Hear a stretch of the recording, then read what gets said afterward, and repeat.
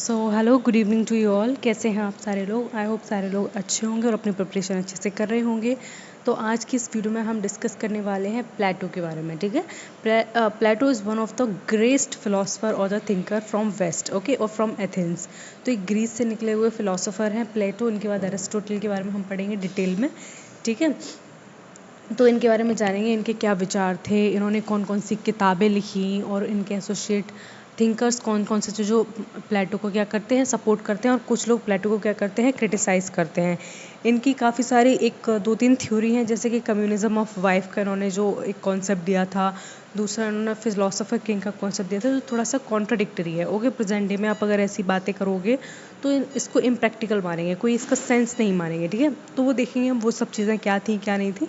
तो प्लेटो हमारे सिलेबस का बहुत बहुत ज़्यादा इम्पोर्टेंट एक तरीके से थिंकर हैं, और प्लेटो से हर साल कोई ना कोई क्वेश्चन आपसे पूछ लिया जाता है। या तो कोई कोर कॉन्सेप्ट पूछ लेंगे, या आपसे उनकी बुक पूछ लेंगे, फिल इन द ब्लैंक्स में उनकी बुक आ जाएगी और उनका कोई ना कोई कॉन्सेप्ट आ जाएगा जिसको आपको मैच करना होगा या सीक्वेंस में लगाना होगा। ठीक है, तो सब सारी चीज़ें पढ़ेंगे और इनकी बुक्स देखेंगे, इनकी एकेडमी देखेंगे, और ये किसके स्टूडेंट थे और इनका स्टूडेंट कौन था, वो सारी चीज़ें हम इस पूरे वीडियो में डिस्कस करेंगे। ठीक है, तो सबसे पहले हम इंट्रोडक्शन के बारे में देखेंगे। Plato was a Greek philosopher and the student of Socrates. देखो, मैंने एक बताया था कि सबसे पहले सॉक्रेट्स हुए थे, उनके बाद प्लेटो हुए और उनके बाद अरिस्टोटल हुए। तीनों ही पाश्चात्य उसमें फ़िलासफ़ी में बहुत बहुत ज़्यादा कितने इंपॉर्टेंट फिगर हैं। ठीक है, इनको हर कोई जानता है। अगर आप वेस्टर्न फ़िलासफ़ी पढ़ रहे हो तो इनके बिना तो शुरू हो ही नहीं सकती। ठीक है, सॉक्रेट से पहले शुरू होती है, देन उसके बाद आगे बढ़ती रहती है। एंशिएंट थिंकर यही थे। ठीक है, इन्हीं के विचारों से डेवलप हुआ कि किस तरीके का राजा होना चाहिए, राज्य कैसा होना चाहिए, राज्य की सरकार कैसी होनी चाहिए, और सरकार किस पर्पज़ के लिए होनी चाहिए। ठीक है, ये सब बोला था इन्होंने। और कौन सी मशीनरी होनी चाहिए जो राज्य को चलाना चाहिए, जिसका निर्वहन करेंगे। ठीक है, इस तरीके के उन्होंने काफ़ी सारे इंपॉर्टेंट कॉन्सेप्ट दिए थे, जो कि आज हम इस पूरी वीडियो में डिस्कस करेंगे। ठीक है, तो ये कहाँ से थे? ये ग्रीक से थे। ठीक है, एथेंस से थे। तो थोड़ा सा अगर ग्रीक के बारे में जानेंगे तो ये रीज़न ना काफ़ी वैसा रीज़न था, एकदम से मॉडरेट टाइप का रीज़न था। ना बहुत ज़्यादा गर्मी पड़ती थी और ना बहुत ही ज़्यादा सर्दियाँ पड़ती थी। ठीक है, तो कुछ लोगों का ये मानना है कि जो इस तरीके के फिलोसफर हैं वो तो एथेंस में ही हो सकते थे, मतलब कि किसी चीज़ की चिंता नहीं है। कभी होता है ना कि एकदम प्लीजेंट सा मौसम होता है तो हमारे दिमाग में बहुत अच्छे अच्छे विचार आते हैं। तो कुछ लोग कहते हैं कि इनका कॉन्ट्रीब्यूशन ना वहाँ की वेदर कंडीशन में और वहाँ की एकदम नेचुरल सराउंडिंग्स में ब्यूटी ने इनके दिमाग को इतना एनहेंस किया कि वो इतना अच्छा सोच पाए उस टाइम। ठीक है, देखो कितने पुरानी बात कर रहे हैं, 427 टू 347 BCE की बात कर रहे हैं, तब की फिलोसफर है, मतलब बहुत बहुत बहुत पुराने फिलोसफर है ये। ठीक है, and he is also the founder of academy in Athens. तो देखो इन्होंने ना एक अपनी अकेडमी नाम से एक मतलब इंस्टीट्यूट खोला था। ठीक है, अब देखो इनकी अकेडमी का नाम ही क्या है? The academy. ठीक है, ये चीज़ आपको थोड़ी सी याद रखनी है। द अकेडमी किसका इंस्टीट्यूट है? प्लेटो का इंस्टीट्यूट है। ठीक है, आगे चल के अरिस्टोटल का दूसरा इंस्टीट्यूट आएगा। ठीक है, उसका भी नाम आपको याद रखना है, लेकिन फिलहाल आपको क्या याद रखना है? प्लेटो के इंस्टीट्यूट के बारे में। अगर कभी पूछ लिया जाए एग्जाम में कि प्लेटो के इंस्टीट्यूट का नाम क्या था, जिसमें मतलब अकेडमी, तो क्या नाम था उसका? अकेडमी नाम था। ठीक है, and wrote in dialogue, main speaker usually Socrates. देखो इन्होंने जो चीज़ें लिखी हैं, अपनी जो भी किताबें लिखी हैं, चाहे वो रिपब्लिक हो गई, चाहे वो स्टेट्समैन हो गई, चाहे वो लॉ हो गई। ठीक है, तो जितनी भी उन्होंने इंपॉर्टेंट किताब लिखी है वो एक डायलॉग की फॉर्म में लिखी है। अब डायलॉग कैसे है? देखो, जब हम बातें करते हैं तो पहले मैं अपनी बात बोलती हूँ, देन आप उसको काउंटर पोजीशन करते हो। ठीक है, उसका आंसर देते हो, फिर मैं कोई दूसरी बात बोलती हूँ तब आप देते हो। तो उसी वे में उन्होंने अपनी पूरी बुक लिखी है। जैसे कि ये क्या कर रहे हैं, ये अपने गुरु से क्वेश्चन कर रहे हैं, उसका वो आंसर दे रहे हैं, फिर इनको ये वापस से जवाब दे रहा है, फिर उसका वो नया क्वेश्चन कर रहा है। ठीक है, इस तरीके का जो संवाद है इसको क्या कहते हैं? डायलॉग फॉर्म कहते हैं। ठीक है, तो उनके जो सारी स्पीकर, वो मेन स्पीकर कौन है? सॉक्रेट्स है, और ये इनके कौन है? स्टूडेंट है। ठीक है, इस तरीके से हम देखेंगे। And is most famous work the Republic, और इनकी ये बुक हमेशा याद रखेंगे, द रिपब्लिक इनकी सबसे फेमस बुक है। ठीक है, सबसे ज़्यादा इंपॉर्टेंट है और सबसे ज़्यादा एग्जाम में यही पूछी जाती है कि द रिपब्लिक किसकी बुक है। ठीक है, देखो एक अरिस्टोटल की बुक और प्लेटो की बुक, ये दोनों काफ़ी कंफ्यूजिंग है। ठीक है, तो आपको ना याद रहनी चाहिए कि रिपब्लिक किसकी है। रिपब्लिक आपको प्लेटो की है, और जो इसके आगे की जो बुक्स है वो भी बहुत ज़्यादा इंपॉर्टेंट है। और कोई कोई कभी बुक क्या आती है, सीक्वेंस में जाती है कि पहले द रिपब्लिक लिखी, कि स्टेट्समैन पहले लिखी, कि लॉ पहले लिखी। ठीक है, द लॉ, इनकी तीन ही बहुत मेजर बुक है। तो उन सब का कभी कभी बहुत रेयर है, लेकिन कभी कभी पूछ लेते हैं कि ये तीनों बुक को सीक्वेंस में लगाइए, पहले कौन सी, फिर कौन सी, उसकी बाद कौन सी।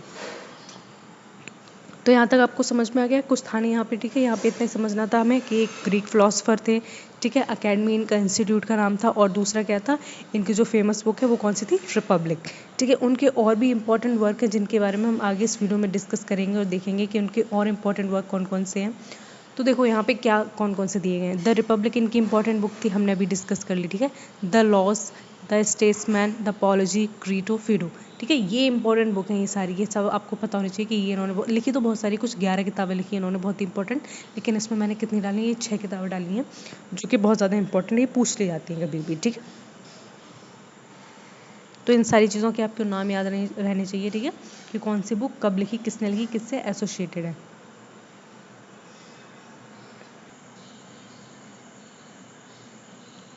देन हमने इनकी सारी बुक्स के बारे में देख लिया है, कौन कौन सी इंपॉर्टेंट बुक्स हैं। तो इनके अब कोर कॉन्सेप्ट को भी समझें कि उन्होंने बुक्स के साथ साथ उनमें इंपॉर्टेंट कॉन्सेप्ट्स क्या दिए हैं, कौन कौन से कॉन्सेप्ट कौन सी बात करते हैं। ठीक है। ये जानना आपके लिए बहुत ज़्यादा इंपॉर्टेंट है। सो इनकी थ्योरी ऑफ जस्टिस बहुत ज़्यादा इंपॉर्टेंट है, जिसका उन्होंने क्लासिफिकेशन किया है। ठीक है। इनका मानना है कि जस्टिस किसे कहते हैं। देखो पहले के टाइम में जो फिलोसफर हुआ करते थे उनके बीच में ना मैथमेटिकल कैलकुलेशन नहीं हुआ करती। ठीक है। ये नहीं है कि ये क्या हो रहा है, राज्य में रह रहे हो, राज्य की समस्याओं को आप डेली देख रहे हो, मतलब किसी का शोषण होते हुए देख रहे हो, एक वर्ग को आप शोषण करते हुए दे रहे हो, तो आपके दिमाग में ना ऑटोमेटिकली क्या है, क्वेश्चन आता है कि मतलब एक ऐसी सोसाइटी कहाँ हो जहाँ पे कोई किसी का क्या ना करे, दुरुपयोग ना करे, कोई किसी के साथ दुर्व्यवहार ना करे, या फिर कोई किसी का एक्सप्लॉइटेशन ना करे, कोई एक्सप्लॉइट ना हो। ठीक है। वर्कर्स की कंडीशन को हम कैसे सुधार सकते हैं, समाज में हम औरतों की कंडीशन को कैसे सुधार सकते हैं। जब आप अपने आसपास चीज़ें देखते हो, जो डेली लाइफ को आप महसूस करते हो, ठीक है, तो उससे रिलेटेड आपके मन में क्या होता है, खुद से ही विचार आने लगते हैं। ठीक है। तो यहाँ पे जो प्लेटो था उस टाइम क्या था, स्लेवरी चलती थी, मतलब कि दास प्रथा चलती थी, और बहुत ज़्यादा स्लेव मार्केट लगता था पूरा, जिसमें क्या था कि जो लोग होते थे उनको बेच दिया जाया करता था। प्लेटो को भी इसमें बेचा गया था एक बार। ठीक है। फिर प्लेटो को भी किसी ने ख़रीदा था। तो इसमें क्या है कि जो उनका मानना है कि जो जस्टिस होती है उसे क्या कहते हैं, तो इनका मानना है justice is each class performing its own function. उनका मतलब है कि हम क्लास में एक ऐसा डिवीज़न इस्टेब्लिश करें जिसमें क्या निर्धारित हो कि तुम्हें ये काम करना है, तुम्हें वो काम करना है, तुम अपने काम को छोड़ के दूसरा काम नहीं डिसाइड कर सकते हो, और तुम अपना काम को दूसरा काम छोड़ के नहीं डिसाइड कर सकते। ठीक है। मान लो कोई एक फैमिली है, उसका एक कपड़े का बिजनेस है, तो पूरी फैमिली को उसी में लगना है। ठीक है। वो उनमें से एक क्रांतिकारी उठाया, उसने कहा नहीं मुझे गोल्ड का करना है, तो ऐसा नहीं हो सकता, क्योंकि ऐसा क्या हुआ, ऐसे इनजस्टिस हो जाएगी। किसके लिए इनजस्टिस हो जाएगी, जो दूसरा आपका पार्टनर जो गोल्ड का काम कर रहा है, आप उसके लिए कॉम्पिटिटर बन जाओगे एक तरीके से। तो उनका मानना है कि ये फिर क्या, ये फिर एक एक्सप्लॉइट वाली और एक एक्सप्लॉइटेशन वाली सिचुएशन क्रिएट हो जाएगी। तो ये मानना था। And the no interference between classes, इसमें क्या है कि क्लासेस जो डिवाइड किए उन्होंने, मतलब कि वर्किंग क्लास अलग डिवाइड किए उन्होंने। ठीक है। और इसमें उन्होंने और भी सारी क्लासेस हैं उनको अलग पूरी तरीके से डिवाइड किया, जो एक दूसरे में क्या है, क्लैश नहीं हो रहा है, इंटरफेयर नहीं कर रहे हैं। सारे लोग क्या कर रहे हैं, अपना काम कर रहे हैं। ठीक है। जो पॉटर है वो पोट्री कर रहा है। ठीक है। जो ब्लैक स्मिथ है वो क्या कर रहा है, वो अपने काम कर रहा है। तो सारे लोग जब अपना काम कर रहे हैं, and also according to him justice in individual harmony between reason spirit and appetite। तो इन्होंने क्या किया, एक इंसान को तीन उसमें डिवाइड किया है, तीन क्वालिटीज़ में डिवाइड किया है। एक वो जिनके पास रीज़न है, तर्क करने की क्षमता है, जो सही गलत समझते हैं। ठीक है। जो अच्छा बुरा जानते हैं, अपना हित जानते हैं, अपने समुदाय का हित जानते हैं और अपने देश का जानते हैं।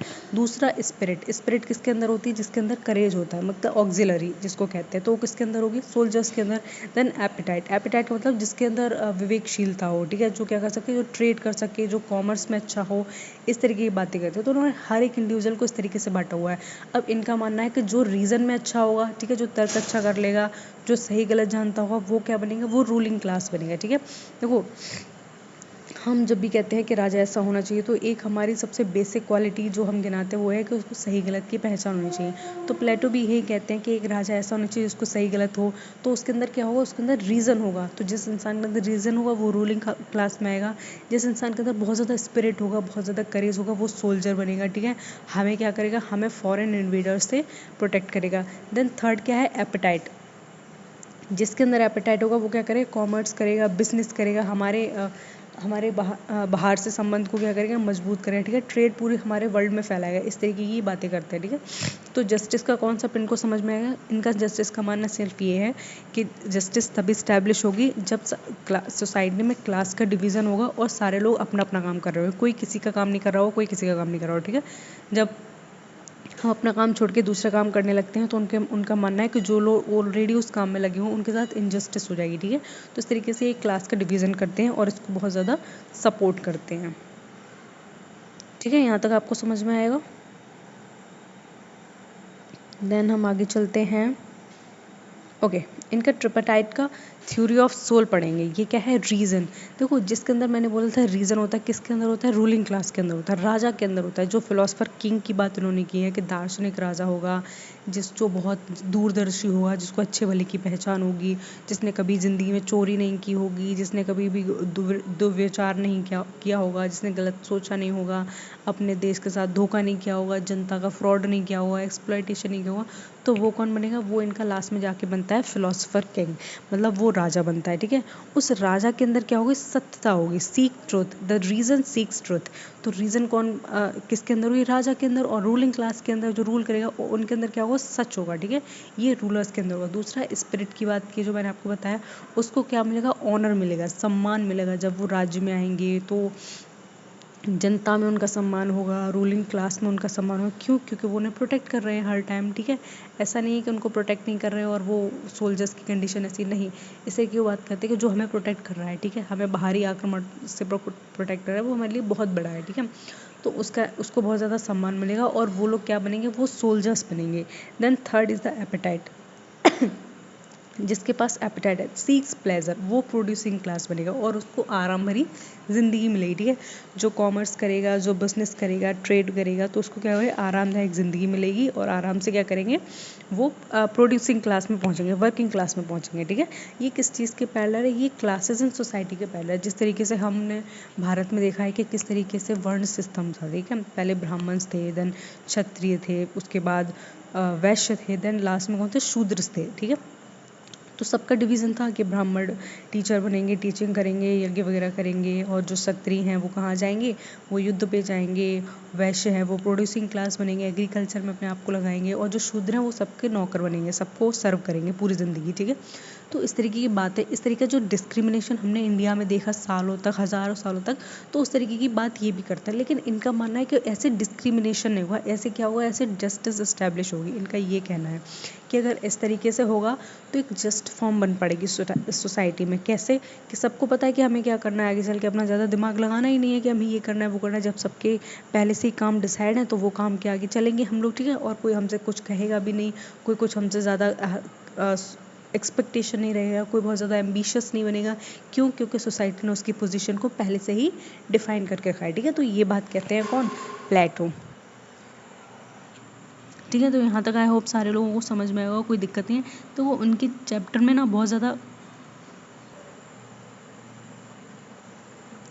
तो इनका ये बहुत मोस्ट इम्पॉर्टेंट टॉपिक और the concept tripartite of theory of soul आपको समझ में हो गया, ठीक है। इनका मानना है कि आत्मा में ये सारी चीज़ें होती हैं।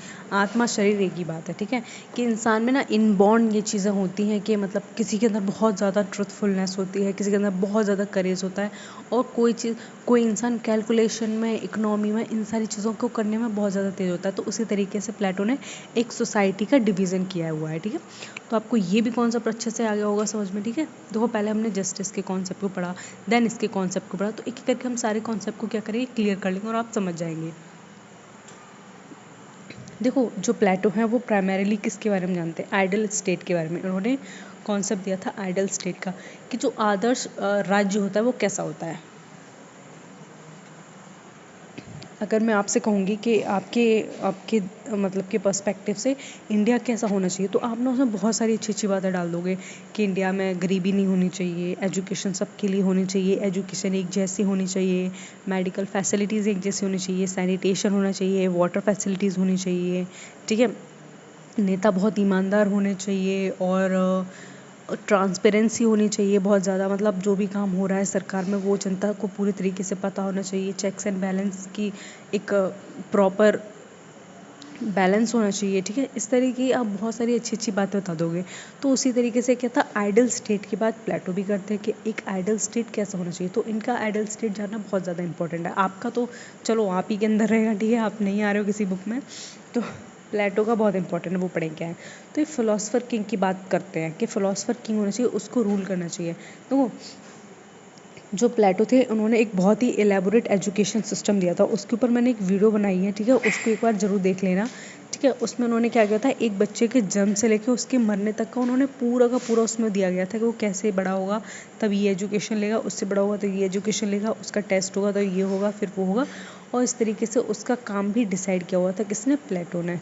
तो ये सारी चीज़ें क्या थी, प्लेटो के एजुकेशन सिस्टम में थी। तो उनका मानना था लास्ट में हमें उस पूरे एजुकेशन सिस्टम से क्या मिल रहा था, एक फ़िलासफ़र किंग मिल रहा था, ठीक है। जो फ़िलासफ़र किंग होता है वो क्या है, उसको दुनिया भर का ज्ञान है, मतलब उसने पूरी ज़िंदगी ज्ञान लिया है, पूरी ज़िंदगी उसने अच्छी चीज़ें सीखी हैं, ठीक है, और पूरी ज़िंदगी उसने दूसरों की भलाई के बारे में सोचा है, नगर को देखा है, राजाओं को देखा है, अपने आसपास के रूलिंग लोगों को देखा है, ठीक है, और उसको इस तरीके से बना उनको तैयार किया गया कि वो गलत कर ही नहीं सकता, वो हमेशा सत्य की राह पे चलेगा और गलत करने की कभी सोचेगा नहीं। तो आइडियल स्टेट में प्लेटो कहते हैं कि जो फिलोसफर किंग है, जो आदर्श राजा है, उसी को क्या करना चाहिए, उसको राज्य चलाना चाहिए, वो राजा बनना चाहिए। And the rule based on wisdom and virtue, और जो रूल होना चाहिए वो विजडम एंड वर्चू पे होना चाहिए, नॉट वेल्थ और बर्थ। ना कि ये कि किसके पास ज़्यादा पैसा है वो रूल करेगा, ना कि ये कि कौन किस परिवार में बड़ा हुआ है वो, ठीक है, ऐसा कुछ नहीं था, ठीक है। बर्थ को लेके और वेल्थ को लेके कोई क्राइटेरिया नहीं था राजा बनने का, अगर था तो किसका था, जिसके अंदर विजडम है बहुत ज़्यादा और वर्चू है, जो बहुत ज़्यादा सत्य है, जो अच्छे से चीज़ों को समझता है, बोलता है, ठीक है, और जिसमें तर्क वितर्क करने की बहुत अच्छी क्षमता है। देखो पहले के टाइम में क्या होता था, आपने मूवीज़ वगैरह में देखा होगा, अगर पुरानी मूवीज़ में देखा हो तो लोग एक दूसरे से तर्क वितर्क किया करते हैं, ठीक है, कि ये चीज़ बताओ, धर्म क्या है, धर्म का अर्थ क्या है, और चार आर्य सत्य क्या है, जीवन को चार शब्दों में वर्णन करो। तो इस तरीके की बातों, ये दार्शनिक बातें होती हैं, ठीक है, इसको हर कोई नहीं समझ सकता। तो उनका यही मानना था, जब इस तरीके से कोई बहुत ज़्यादा बुद्धिमान हो जाता है, जब पढ़ पढ़ के बहुत ज़्यादा वर्चुअस हो जाता है, ठीक है, तो उसको क्या बनना चाहिए, उसी को एक नगर का राजा बनना चाहिए, जिसको हम क्या कहेंगे, जिसको हम फिलोसफर किंग कहेंगे, ठीक है। तो उन्होंने दूसरा क्या दिया, strict class division. Class division मैंने बताया था अभी पीछे, ठीक है, प्रोड्यूसिंग क्लास अलग होगी, सोल्जर क्लास अलग होगी और रूलिंग क्लास होगी अलग। तो उन्होंने एक स्ट्रिक्ट डिवीज़न दिया था इन क्लास का, मतलब कोई किसी से ओवरलैप नहीं करेगा, ठीक है, कोई कुछ नहीं करेगा। इसमें रूलर्स के पास क्या होगा, विजडम होगा, ऑक्सिलरीज के पास मतलब सोल्जर्स के पास क्या होगा, करेज होगा, ठीक है। एंड प्रोड्यूसिंग क्लास के पास देखेंगे क्या होगा, प्रोड्यूसिंग जो क्लास होगी वो मॉडरेट होगी, ठीक है, वो उसके पास विजडम और करेज दोनों का मिक्सचर होगा, ठीक है, वो मॉडरेट होगी, ना उसमें बहुत ज़्यादा विजडम होगा और बहुत ना ही बहुत ज़्यादा करेज से भरी हुई होगी। इस तरीके की बातें करते हैं प्लेटो, ठीक है।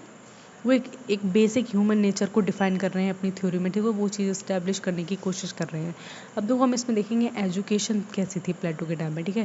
प्लेटो के टाइम में एजुकेशन की क्या बात करते हैं, एजुकेशन सबके लिए थी कि एजुकेशन एक के लिए थी, ठीक है, और ये एजुकेशन को क्या मानते हैं।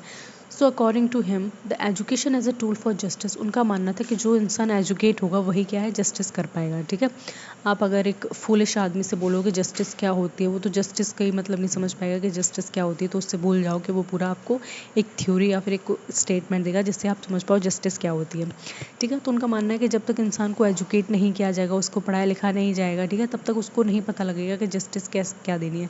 क्योंकि हम जब हमें कोई चीज़ चाहिए होती है, ठीक है, मान लो हमें अपने लिए फ्रीडम चाहिए, हमें अपने लिए लिबर्टी चाहिए, हमें अपने लिए सुरक्षा चाहिए, हमें अपने लिए अच्छी हेल्थ चाहिए, तो तब तक हम दूसरों के बारे में नहीं सोच सकते। अगर हमारे सामने मान लो हमें तो लिबर्टी चाहिए और हम दूसरे की लिबर्टी को दबा रहे हैं, ठीक है, तो ये क्या है, इनजस्टिस है। और ये कब हुआ, जब हम अनएजुकेटेड होंगे। तो इनका मानना है कि जो एजुकेटेड पर्सन होंगे, जो एजुकेट होगा, और एजुकेशन से ही क्या होगा, समाज में पूरे में जस्टिस इस्टेब्लिश होगी। जब हम दूसरों के लिए गलत सोचेंगे तो वो कहाँ से आएगा, जो थिंकिंग है वो हमारे पढ़ाई लिखाई से आएगी, ठीक है। जितना हम एजुकेट होंगे उतना हम बढ़िया सोच, और ये चीज़ कहीं ना कहीं हद तक ठीक है। मैंने बहुत सारे ऐसे लाइफ एग्जाम्पल देखे हुए हैं जो बिल्कुल ही पढ़े लिखे होते हैं, वो इतना सोच नहीं पाते हैं और अल्टीमेटली वो दूसरों को हार्म ही करते हैं, ठीक है, किसी फिजिकली हार्म करें चाहे कैसे भी हार्म करें। वो जब लेस एजुकेटेड पीपल होते हैं वो बहुत ही ज़्यादा डेंजरस होते हैं, I think. And the education filter future rulers. अब देखो एजुकेशन से क्या है, फिल्टर होता है किसका, फ्यूचर रूलर्स का। एजुकेशन एजुकेशन डिसाइड करती है कि भविष्य में राजा कौन बनेगा, ये बात सच है। अब आप आज एजुकेट हो, ठीक है, यूजीसी नेट एग्ज़ाम की प्रिपरेशन कर रहे हो, आपके इस प्रिपरेशन पे, इस मेरिट पे डिसाइड होगा कि कौन को जेआरएफ ले जाएगा और कौन नेट क्वालिफाई करेगा, ठीक है। तो इसमें क्या है, आपके फ्यूचर का डिसाइड हो गया, ठीक है। फ्यूचर प्लान्स हो गया कि आप में से कौन कौन असिस्टेंट प्रोफेसर बनेगा और कौन किस डायरेक्शन में पीएचडी करने की सोचेगा, ठीक है। तो इस तरीके से ये गोल कहाँ से है, एजुकेशन से है। सिंपल है, आज हम सब एजुकेट हो रहे हैं, पढ़ रहे हैं डिफरेंट डिफरेंट प्लेटफॉर्म से अपने गोल को परसू करने के लिए। And women also receive education. I must say कि मैंने जो वीडियो बनाई है एजुकेशन ऑफ प्लेटो, आप एक बार उसको ज़रूर देख लें, ठीक है। उसको मैंने बहुत बहुत ज़्यादा डिटेल में बताया, एक एक चीज़ को बताया डिटेल में, ठीक है। सारी स्टेजेस को हमने डिटेल में डिस्कस किया है, कौन से एग्ज़ाम कब होता था, कौन जो एग्ज़ाम में फ़ेल हो जाता था उसको प्रोड्यूसिंग क्लास बनना पड़ता था, देन फिर से किसी को जिम्नास्टिक और मोरल एजुकेशन दी जाती थी जब वो फ़ेल हो जाता था। उसके बाद उसको क्या बनाया जाता था, उसको मैरिटोक्रेसी बोल रही हूँ मैं। देन उसको क्या होता, मिनिस्टर्स वगैरह बनाया था, और लास्ट में जो एक इंसान निकल कर आता था, जो उन्होंने पूरी ज़िंदगी भर उसको बोल सकते हैं ना सींचा है, जिसको बनाया है, वो होता था फिलोसफर किंग, ठीक है। तो इस तरीके की वो वीडियो आप प्लीज़ एक बार देख लेना। देन ये एजुकेशन सिस्टम में मैंने आपको यहाँ हल्का थोड़ा बताया, लेकिन उसमें मैंने प्रॉपर हर चीज़ डिस्कस की line to line, okay. And women also receive education. देखो, इनका जो एजुकेशन सिस्टम था उसमें कोई डिस्क्रिमिनेशन नहीं था। ऐसे नहीं था कि बॉयज़ को एजुकेशन मिलेगी और वीमेंस को एजुकेशन नहीं मिलेगी, ऐसा कुछ भी नहीं था, ठीक है। इसमें बॉयज़ और मैन के लिए और वीमेन के लिए इक्वल एजुकेशन की अपॉर्चुनिटीज़ थी, ठीक है। दोनों एजुकेट हो सकते हैं, दोनों अपने फ्यूचर को बात कर सकते हैं, और दोनों में से कोई भी फ़िलासफ़र बन सकता है, फ़िलासफ़र किंग बन सकता है, ठीक है। अगर एक औरत है, वो बहुत ज़्यादा अच्छी है, बहुत ज़्यादा उस लेवल पे पहुंच गई है जहाँ पे उससे तर्क करना भी मतलब एकदम से सोच समझ के बात करती है, न्याय के बारे में जानती है हर चीज़, तो वो भी राजा बन सकती है, और एक आदमी है वो भी राजा बन सकता है, ठीक है। तो डिस्क्रिमिनेशन की यहाँ बात नहीं होती है, और इन्हें अर्ली फेमिनिस्ट भी कहा जाता है, ठीक है। ये चीज़ आप थोड़ी सी याद रखना। आई होप सारे लोगों को यहाँ तक वीडियो क्लियर समझ में आ गई हुई, ठीक है। ज़्यादा कुछ है नहीं इसमें इम्पोर्टेंट, नहीं इम्पोर्टेंट तो है इसमें, लेकिन ज़्यादा ऐसा कुछ नहीं, जार्गन से तो आप लोग समझ ना पाओ। अब देखो, ये इनका बहुत इंपॉर्टेंट कॉन्सेप्ट है, ये समझना इंपॉर्टेंट है। इन्होंने एक इम्पॉर्टेंट कॉन्सेप्ट दिया था जिसका नाम है communism of wife and property. अब देखो, कम्युनिज्म का मतलब क्या होता है समझेंगे पहले। तो कम्युनिज्म का मतलब होता है कि जब 5-6 लोग मिलकर एक किसी प्लॉट को ओन करते हैं और उस प्लॉट में कुछ भी प्रोड्यूस करते हैं अपनी लेबर से, अपना मेहनत से, देन उसमें जो फ्रूट्स आते हैं या फिर उसमें जो क्रॉप आती है उसको क्या करते हैं, वो आपस में डिस्ट्रीब्यूट कर लेते हैं इक्वल इक्वल। तो ये क्या हो गया, ये कम्युनिज्म हो गया।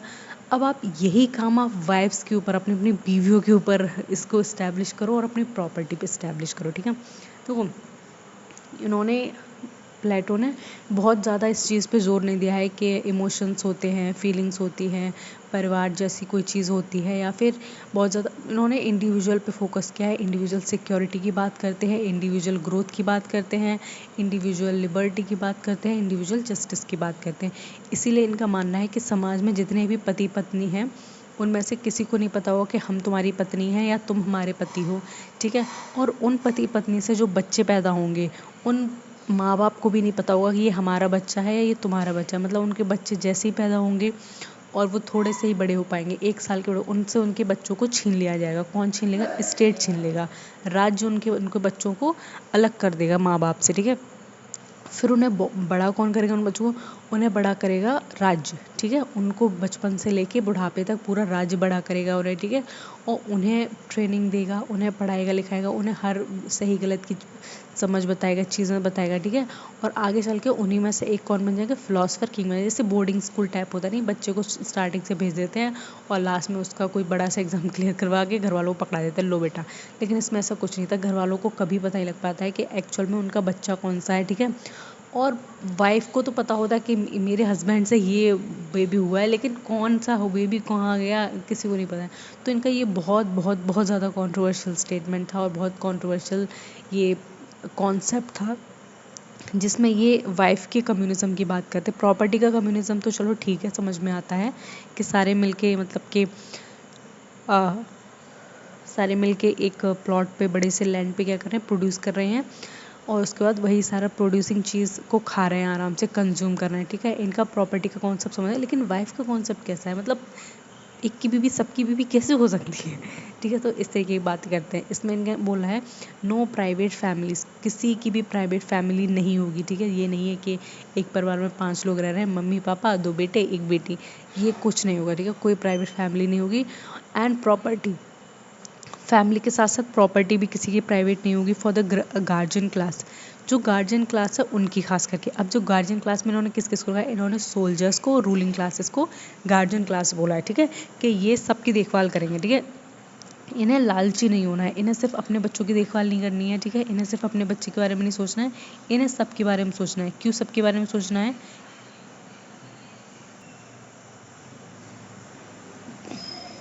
तो इन्होंने जो मेजरली गार्जियन क्लास की बात की है, ठीक है। गार्जियंस कौन होते हैं? जो आपके घर में आपकी देखभाल करते हैं, मम्मी पापा को गार्जियन बोलते हैं, ठीक है। आपके बड़े एल्डर्स को गार्जियंस बोलते हैं। तो उनका मानना है क्या है, वो आपकी क्या कर सकते हैं, आपकी प्रोटेक्शन करते हैं, आपकी सेफ्टी का ध्यान रखते हैं। तो इनका मानना है कि अगर गार्जियन क्लास ही इस चीज़ में लग जाएगी, मान लो खुद की फैमिली को देखने में लग जाएगी, और खुद को गार्जियन क्लास को ये चिंता है हमारी प्रॉपर्टी कहाँ कहाँ है, क्या क्या हो रहा है प्रॉपर्टी में, तो वो राज्य का भला कब करेंगे, ठीक है। तो उन्होंने सबसे बेस्ट सॉल्यूशन निकाला है कि उनकी फैमिली का कम्युनिज्म कर दो, ठीक है। उनकी फैमिली पूरी तरीके से ख़त्म कर दो। जब उनकी खुद की फैमिली नहीं होगी तो वो खुद के बारे में सोचेंगे भी नहीं, और जब वो खुद के बारे में सोचेंगे तो वो किसके बारे में सोचेंगे? ऑब्वियस सी बात है, वो राज्य के बारे में सोचेंगे। तो इनका ये कॉन्सेप्ट था जो काफ़ी बहुत ज़्यादा क्रिटिसाइज़ किया लोगों ने, ठीक है। ऐसा हो ही नहीं सकता, ह्यूमन इमोशंस की बात है, ह्यूमंस कोई मशीन थोड़ी ना है कि कोई भी किसी को अपना वाइफ बना लेगा, कोई किसी की पत्नी हो गई, कोई किसी का पति हो गया, और जब उनके बच्चे हो गए तो उनसे उनके बच्चे छीन ले गए। ऐसा कभी नहीं हो सकता है, ठीक है। एक इमोशन नाम की चीज़ होती है, फैमिली होती है, वो चीज़ हम में और फिर जानवरों में अंतर क्या रह जाएगा अगर हम इस तरीके से रहने लगेंगे, ठीक है। जानवरों को नहीं पता कि कौन किसका बाप है, कौन किसके बच्चे हैं, ठीक है। बच्चे तो पता होते हैं माँ को अक्सर, लेकिन ठीक है। Aim to eliminate corruption and nepotism, इनका मानना है कि हम ऐसा क्यों चाह रहे हैं, तो ये कहते हैं कि इससे क्या होगा, एलिमिनेट होगा क्या, करप्शन, करप्शन खत्म हो जाएगा। जब सोल्जर्स को पता ही नहीं है कि उनकी फैमिली है, ठीक है, उनके 4 बेटे हैं, और जब रूलर को पता ही नहीं है कि मेरी 5 रानियां हैं, 8 बच्चे हैं, तो वो करप्शन किसके लिए करेगा? हर इंसान, देखो करप्शन जो भी इंसान करता है ना, अपने लिए नहीं करता है, सिर्फ फैमिली के लिए करता है, ठीक है। अपनी फैमिली के लिए उसके एम्बिशंस कौन बढ़ा देता है? उसकी फैमिली बढ़ा देती है, पापा मुझे ये करना है, मम्मी मुझे ये करना है, वाइफ बढ़ा देगी कि मुझे ये नेकलेस लेना है इतना महंगा। तो ये जो करप्शन की जो भूख आती है ना, मुझे लगता है जनरली निकल कर आती है, एक तरीके से रूटेड होती है फैमिली में। और यही होता है, अगर आप सिंगल इंसान देखो तो वो कितना करप्शन करेगा, अपने लिए कितना तक करेगा। एक सरकारी कर्मचारी है, उसको इतनी सफिशिएंट सैलरी मिलती है कि अपनी ज़िंदगी को मस्त वो गुजार सकता है, लेकिन उसको कमी कब लगती है, जब उसकी फैमिली बढ़ जाती है। तो इनका यही मानना है, जब फैमिली ही नहीं होगी तो करप्शन नहीं होगा, और उसके साथ नेपोटिज्म नहीं होगा। नेपोटिज्म वही होता है कि आपके बच्चे को आगे बढ़ाना, अपने बच्चे के बारे में सोचना, और बाकी सारे बच्चों को यूं ही जाने देना, कि ठीक है। तो इस तरीके communism of wife and property का कॉन्सेप्ट देते हैं। आई होप सारे लोगों को ये भी अच्छे से समझ में आएगा। अब देखो, जो प्लेटो होते हैं ये बहुत बड़े क्रिटिक होते हैं किसके, डेमोक्रेसी को। उनको डेमोक्रेसी पसंद नहीं है। और आपको अगर डेमोक्रेसी पसंद नहीं है, democracy is the best form of government, ठीक है, लेकिन इसके भी कुछ ना कुछ डीमेरिट्स हैं। कैसे? देखो, उस टाइम ग्रीक में डेमोक्रेसी ही चलती थी, ठीक है। डेमोक्रेसी का मतलब है वहाँ के कुछ जो चुनिंदा लोग थे, जो वेल्दी लोग थे, वो वोट दिया करते थे, और उनकी सहमति से सरकार बना करती थी एथेंस में, ठीक है। लेकिन उसमें क्या हुआ, उनने जब डेमोक्रेसी को देखा कि किस तरीके से लोग चुनकर जा रहे हैं। आज अगर आप डेमोक्रेसी को इंडिया में देखोगे ना, सबसे बेस्ट एग्जांपल मैं एसोसिएट करके बता रही हूँ। आज जैसे बीजेपी गवर्नमेंट रूलिंग में है, तो आप उनके सांसदों को देख लीजिए कितने पढ़े लिखे हैं। मतलब भेड़ चाल नहीं होती एक तरीके से, वैसे भर दिए हैं उसमें पूरे सांसद में कि हाँ तुम भी जाओ, तुम भी जाओ। उनकी एजुकेशन क्वालिफिकेशन देखो, बहुत बहुत बेकार है, ठीक है। और उनके आप क्रिमिनल रिकॉर्ड्स देख लो, बहुत हीनियस क्राइम्स लगे हैं, किसी किसी रेड, मर्डर, इस तरीके से, ठीक है। और वो क्या है, सांसद बने बैठे हैं पार्लियामेंट में, हमारे लिए पॉलिसी बना रहे हैं। ये किसकी बदौलत हुआ? ये डेमोक्रेसी की बदौलत हुआ। तो हमेशा डेमोक्रेसी हमेशा सही डिसीजन नहीं करती है, ठीक है। मुझे तो यही लगता है कि डेमोक्रेसी में most of the time, India में खास करके, बहुत ही मुश्किल से ऐसा हो पाता है कि लोग अपने विवेक से या फिर अपने सोच विचार करके किसी एक पार्टी को चुनते हैं, किसी एक अपने नेता को चुनते हैं। उनका ये दिखता है, अच्छा अब हवा किस तरफ चल रही है, हवा किस पार्टी की तरफ है, बस वहीं भेड़ चाल में लग जाते हैं, और खुद भी अंधे बन के वहीं उसको जिता देते हैं, नहीं है। लेकिन प्लेटो का मानना है, he criticise democracy in the Republic, तो इनकी जो बुक है बहुत ही इंपॉर्टेंट रिपब्लिक, उसमें उन्होंने क्रिटिसाइज़ किया है डेमोक्रेसी को, लोकतंत्र को। And he believe it lead to the mob rule and eventually tyranny. इनका मानना है कि डेमोक्रेसी से क्या होता है, मोब रूल होता है, एक तरीके से भीड़ का शासन होता है, ठीक है। कुछ भी लोग आ जाते हैं, मतलब कि गाँव में एक इंसान को मान लो, ठीक है, उसको आता जाता कुछ नहीं है बहुत ज़्यादा, लेकिन वो सिर्फ इतना है कि वो बहुत सारे लोगों को जानता है, ठीक है, बहुत सारे लोगों को जानता है और उसके पास पैसा भी है। उसने उन सारे लोगों को पैसा खिला दिया, उनसे बोलते हैं कि तुम आज से ना हमारे इतने पेड़ है, उन पेड़ में जितने फ्रूट्स लगे हैं आराम से तोड़ के खाओ, बच्चों को खिलाओ। तो लोगों के प्रति क्या है, एक लालच भरी भावना आ जाएगी। तो वो क्या करेंगे, अगर वो इलेक्शन में खड़ा होगा तो उसको क्या करेंगे, जिता देंगे, अरे इन्होंने तो हमारे लिए ये किया वो किया। तो इज दिस जस्टिस? नहीं। जब उसको किसी चीज़ की समझ नहीं है, उससे अगर ये पूछा जाए न्याय तुम्हारी नज़रों में क्या है, ठीक है, तुम लोग जनता के लिए क्या पॉलिसीज़ बनाओगे, तो वो नहीं बताया, तो ये जस्टिस नहीं है, ये क्या है, मोब रूल है, एक तरीके से भीड़ का शासन है। ये कहते हैं कौन, प्लेटो। एंड इवेंचुअली टायरनी, और ये जो भीड़ का शासन है वो आगे चल के क्या बन जाता है, एक तानाशाही बन जाता है, एक इनजस्टिस बन जाता है, ठीक है, इससे की बात ही करते हैं। And value rule by the vice not the majority, और ये किस चीज़ की वैल्यू करते हैं कि जो रूल होना चाहिए वो कौन करना चाहिए, वाइज, जो वाइस ह्यूमन है, वाइज इंडिविजुअल है, वो रूल करना चाहिए, ना कि मेजॉरिटी। मेजॉरिटी कब रूल करती है, जब डेमोक्रेसी होती है, ठीक है। तो ये चीज़ आपको थोड़ी सी याद रखनी है। ओके, तो सारे लोगों का इनको डेमोक्रेसी को उन्होंने क्यों क्रिटिक किया, उसके क्या क्या उन्होंने मेजर फ्लॉज बताए, वो सारी चीज़ें आपको समझ में आ जाएगी होगी, ठीक है। इनका बस यही मानना है कि जो मेजॉरिटी रूल करती है तो इसका मतलब वो सही नहीं है। जो सही न्याय होता है वही न्याय होता है, और सही न्याय कौन कर सकता है, एक दार्शनिक राजा ही कर सकता है, जिसको दुनिया भर का ज्ञान है, जिसने ज्ञान अर्जित किया है अपनी नॉलेज से, अपने विजुअल्स से, जिसने बहुत ज़्यादा ज़िंदगी को बहुत ज़्यादा एक्सपीरियंस किया है, हर चीज़ों को अच्छे से पढ़ा है। तो वो सब बातें कौन करते हैं, प्लेटो करते हैं, ठीक है। ये कॉन्सेप्ट भी आपको समझ में आएगा, क्रिटिक हैं प्लेटो के, ठीक है। देन फिलोसफर किंग की बात करते हैं कि फिलोसफर किंग कैसा होता है, जो हमने अभी दार्शनिक राजा हम इतनी देर से कह रहे हैं, तो इनकी नज़रों में जो दार्शनिक राजा है वो कैसा है।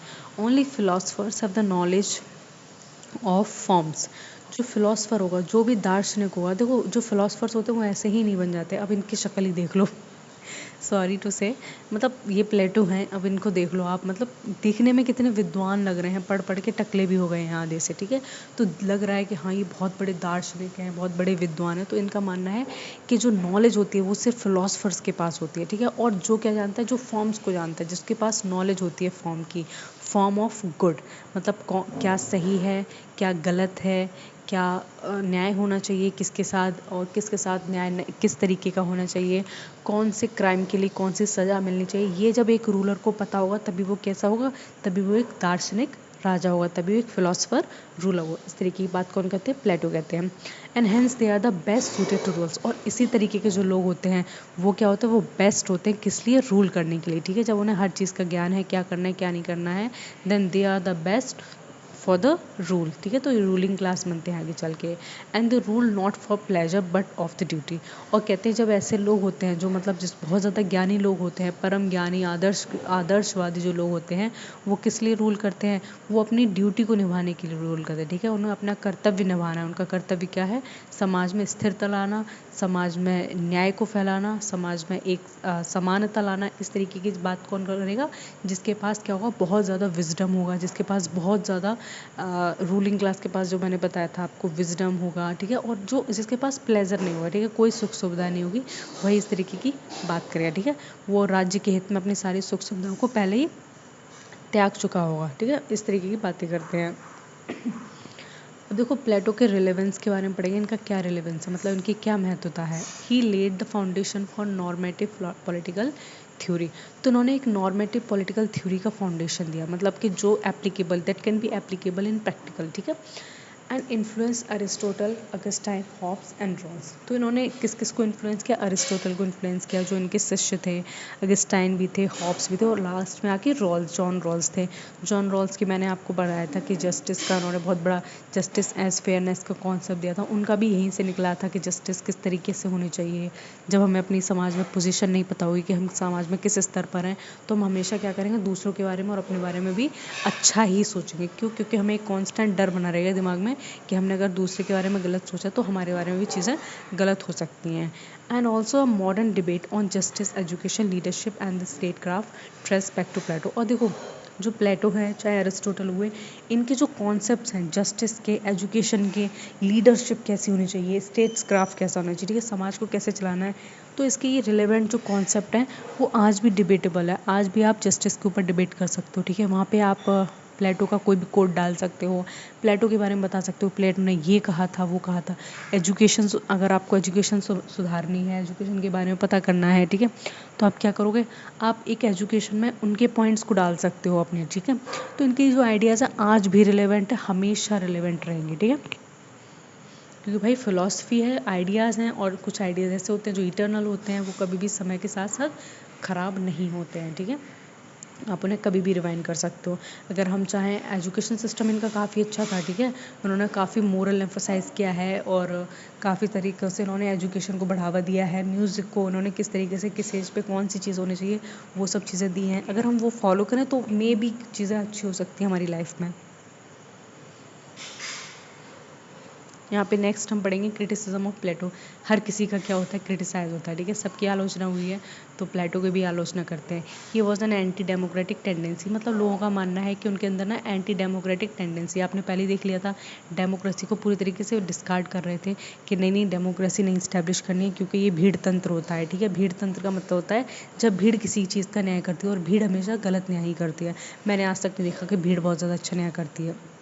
इसका बेस्ट एग्जांपल मैं कोट कर सकती हूँ। कुछ दिन पहले क्या हुआ था कि एक एक्सीडेंट हुआ था, मैंने वीडियो देखी थी, बहुत सर्कुलेट हो रही थी। उसमें एक कार वाले ने ना एक स्ट्रीट वेंडर को ना उसमें क्या कर दिया था, हाँ, उसने टक्कर मार दी, उसमें उसको बिल्कुल चोट नहीं लगी लेकिन टक्कर मार दी। तो जो भीड़ वहाँ इकट्ठी हुई, उन लोगों ने क्या किया, उसको पीट पीट के मार डाला।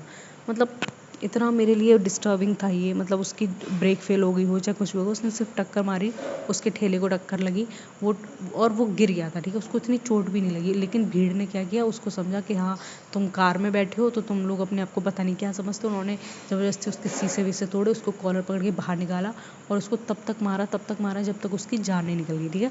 तो ये कहते हैं कि जो भीड़ होती है, भीड़ अपना कभी भी सही फैसला नहीं करती, इसलिए इन्होंने डेमोक्रेसी को बहुत ज़्यादा ख़राब बताया था, ठीक है। लेकिन जो इनके क्रिटिक्स हैं, जो इनकी आलोचना करते हैं, वो कहते हैं कि ये प्लेटो तो एंटी डेमोक्रेट थे, ठीक है, वो तो डेमोक्रेसी इस्टेब्लिश नहीं करना चाहते। And he also promotes rigid class structure. देखो इनकी जो ये बातें हैं ये क्रिटिक कह रहे हैं, ठीक है, क्रिटिसिज्म जो इनका निकला है वो मैं बता रही हूँ।